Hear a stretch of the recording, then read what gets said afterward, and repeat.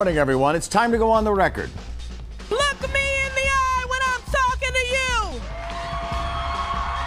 Can you hear us now? Star power. The presumptive 7th District Congresswoman-elect Ayanna Pressley captivates a Boston crowd. Now Washington and a national stage beckons. Ayanna Pressley is our guest this morning. Look, I think what the state police did was a mistake. This is a management failure of epic proportions. Nearly 3 weeks from Election Day, scandal at the Mass State Police broadens. And ballot question 1, the nurse's question. We get reaction.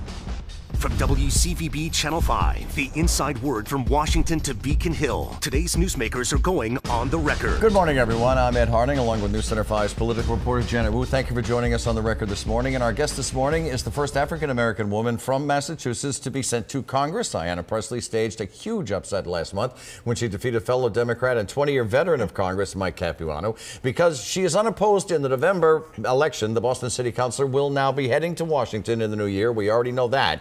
Pressley was raised in Chicago, attended BU, served on the staff of former Congressman Joe Kennedy and former U.S. Senator John Kerry. It's great to have you. Now you prefer to be called Congresswoman. So Congresswoman, great to have you with us. I know you're still to be elected. I still understand that. Yes, and we're still campaigning hard. Good. Until November 6th. But at least you can focus on where you're going as opposed to worrying about what's going to happen on November 6th. Yes. So you do have that little bit of a cushion. Yeah. So current polling numbers show that Democrats could take over the House. If that happens, do you think that impeachment proceedings are likely, and would you support that? Yes, I will support them. And I think it is likely, but in many ways it's, even for the purposes of this conversation, I think it's putting the cart before the horse.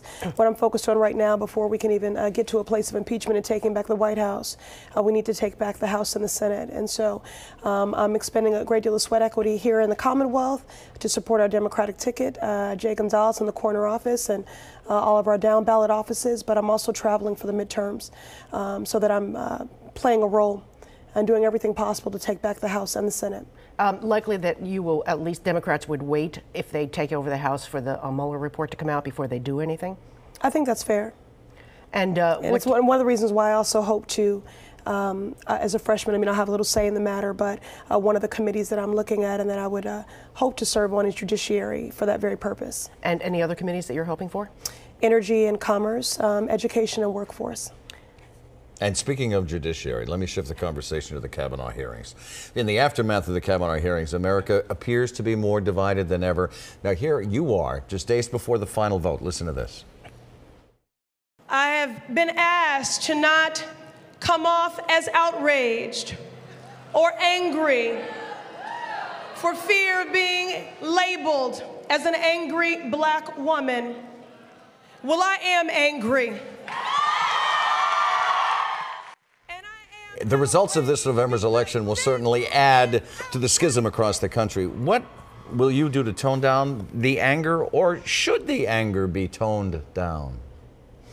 Well, as I said that day, and I have continued to maintain, I am outraged because this is outrageous. The fact that someone who is partisan, I think displayed great anger and partisanship in his testimony in the midst of the Senate confirmation hearings. So you're looking as much at temperament as being suited for the High Court. I consider Brett Kavanaugh to be unfit, unhinged, and unqualified to serve on the highest court of the land. But what I will say is that the survivors and our allies and many more who organized and mobilized in the resistance, and I was a part of that both in Washington and here locally.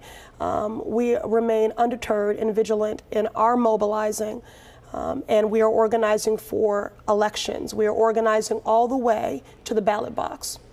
There are people who will argue, however, that as long as there is this pushing and shoving, that nothing's going to get done. And that probably angers more independents in the United States more than anything. So rather than butting heads all the time, what are you prepared to do? What are you willing to, what kind of outreach are you willing to put forth to try to end this fighting, this constant fighting, to actually get things done with Republicans? I think that, ultimately, these concerns of polarization, these charges of tribalism that persist or are deepening.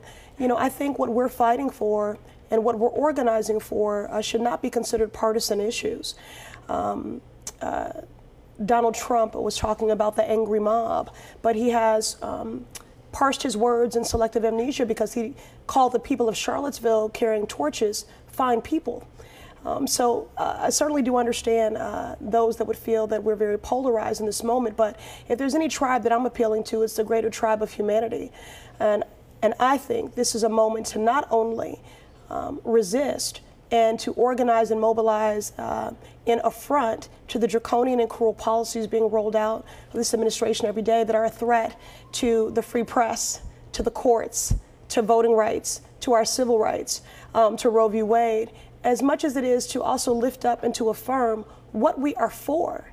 And so I won't be an apologist for organizing, for mobilizing, and for lifting up what we are for. So and that is equity and equality and justice. I will sit at the table and work with anyone in the name of progress. I have done that as a Boston City Councilor. As a policymaker, I know that policy is always stronger when you are bringing to the table and engaging all voices. So I won't run from tough conversations. I think that there is appetite for bipartisan work on issues like criminal justice reform. I look forward to leading in those conversations.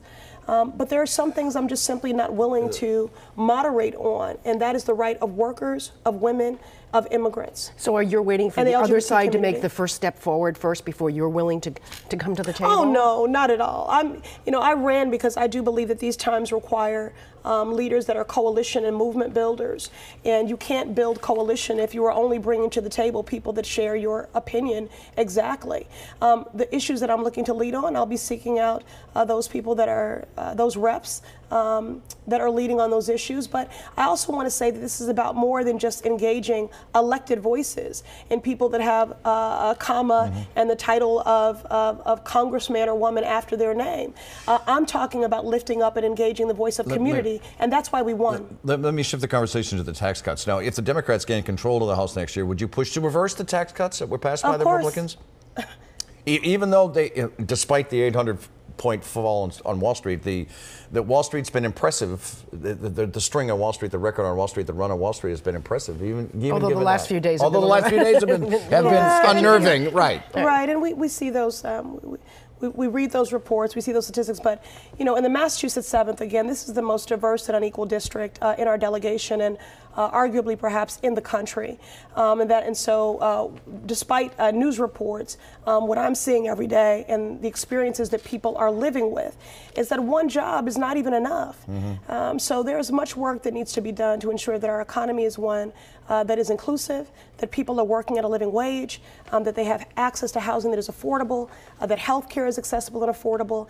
And so I resent many of the unenviable choices that we are forced to make in a fiscal steward capacity. Is there one tax cut that you think that needs to be reversed? I mean, what's number one on your list on the tax cuts that the Republicans have cut that you think should be restored? Specifically about them giving the millionaires a break? You mean, are you talking about capital gains? What are you talking about specifically? I'm talking about capital gains. What I'm saying, though, is that this is an administration that is making decisions, arguing fiscal deficit, that we don't have enough resources. But those decisions are informed by a lack of connection to the experience of most people in America and in the Massachusetts 7th. And I want to lead on those issues that are of consequence to the Massachusetts 7th. We can't say that we don't have enough money if we are giving tax breaks to the rich, but then we have enough money for a Space Force. So I think what we need and what the American people deserve, the funds are there. And where we should begin is repealing these tax cuts. Are you ready for the OTR pop quiz? No. The special Ayanna Pressley version of the OTR pop quiz. It's been hermetically sealed, by the way, and I have just unsealed it. Lord. So the theme for the OTR pop quiz is a timely one. It's the United States Supreme Court. Question 1, this past week, Justice Elena Kagan said that she fears going forward this new court may not have a justice who historically plays a very important role. She used centrist judges Sandra Day O'Connor and Anthony Kennedy as examples. What does Kagan say is now missing among the 9 jurists? What does Elena Kagan say is now missing among the 9 jurists that currently sit on the High Court?